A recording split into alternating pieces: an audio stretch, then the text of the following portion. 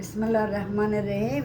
ای خانم و خونه دار، برنجتون میخوای اسراف نشه، دیگه تون میخوای نسوزه، برنج تا 200 لاشخواد نریزی، تا دیگه بشه 200 لاشخواد بخواد نریزی اسراف بشه.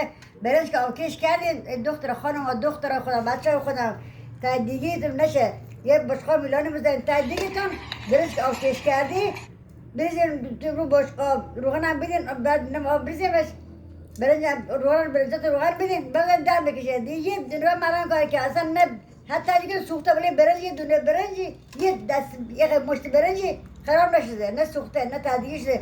تا برنج شب خوردیم اسراف نکرده، همیشه خود اسراف هم نشده، برنجش خراب نشده، نه سوخته نه تعدیه شده.